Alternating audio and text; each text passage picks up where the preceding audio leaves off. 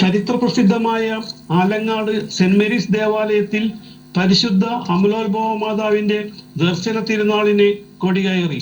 വികാരി ഫാദർ പോൾ ചുള്ളി കൊടി ആശീർവദിച്ച് കൊടികയറ്റം നടത്തി.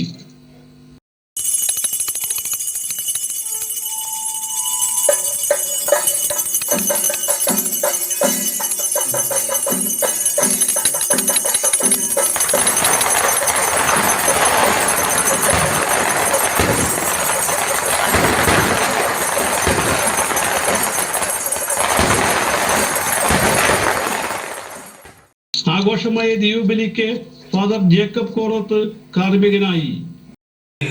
നമുക്കറിയാം, നമ്മുടെ ജീവിതത്തിൽ ഏറ്റവും കൂടുതൽ പ്രാർത്ഥിക്കുന്നത് പരിശുദ്ധമ്മയുടെ മാധ്യസ്ഥം തേടിയാണ്. ജീവിതത്തിൽ എനിക്കറിയാം, ചില മനുഷ്യരൊക്കെ രാവിലെ എഴുന്നേറ്റ് 3 മണിയാകുമ്പോഴൊക്കെ എഴുന്നേറ്റ് നിന്ന് കൊന്തയിൽ പ്രാർത്ഥിക്കുന്ന മനുഷ്യരാണ്. 3 മണി വിളിക്കുന്നത് ഒരു ഗ്യാപ്പ് കിട്ടിയ സമയം കിട്ടി കഴിയുമ്പോൾ എന്നാൽ കൊന്തയല്ല, വാഹനത്തിൽ ഇങ്ങനെ സഞ്ചരിച്ചു പോകുമ്പോൾ, ബസ്സിൽ പോകുമ്പോൾ, അല്ലെങ്കിൽ ഓഫീസിലേക്ക് പോകുമ്പോഴൊക്കെ ഒറ്റയ്ക്കാണ് പോകുന്നതെങ്കിൽ കൂടെ ഉണ്ടെങ്കിൽ പോലും കൂട്ടത്തിൽ ഇരുന്ന് ഇങ്ങനെ കൊന്ത ചൊല്ലി പ്രാർത്ഥിച്ച്, കാരണം പരിശുദ്ധ അമ്മ നമുക്ക് അത്രയും പ്രിയപ്പെട്ടവളാണ്. മറ്റേത് വിശുദ്ധരേക്കാണോ പ്രിയായി? എന്തുകൊണ്ടാണ് അത്ര വിശേഷപ്പെട്ട ഒരു വ്യക്തിയായി പരിശുദ്ധ അമ്മ ലോകം മുഴുവൻ, അത് ഏത് മതസ്ഥരാണെങ്കിൽ പോലും അമ്മയ്ക്ക് പ്രാധാന്യം കൊടുക്കുന്നത് എന്താണെന്ന് വെച്ചിട്ടുണ്ടെങ്കിൽ ഈ ദൈവത്തിന്റെ സ്വപ്നങ്ങൾ പേറി ജീവിച്ചവളാണ് അവള് എന്നുള്ളതാണ്. അതിനുവേണ്ടി സ്വന്തം ജീവിതം വ്യയം ചെയ്തവളാണെന്നുള്ളതാണ്. പരിശുദ്ധിയായി ജീവിച്ചവരും തിന്മയ്ക്കും കടന്നു കയറാൻ കഴിയാത്ത വിധം പരിശുദ്ധിയായി ജീവിച്ചവരും ജനിച്ചവളുമാണ് എന്നുള്ളത് കൊണ്ടാണ്.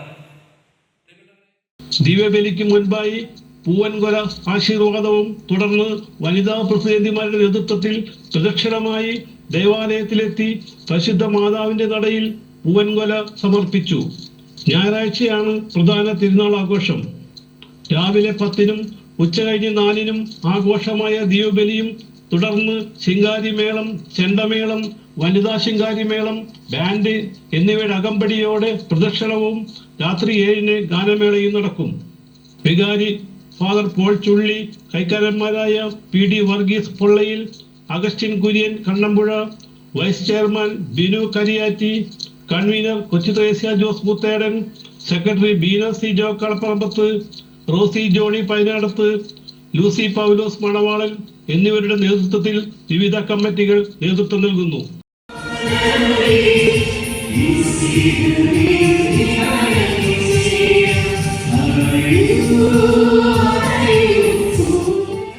CJ Joy, city voice reporter.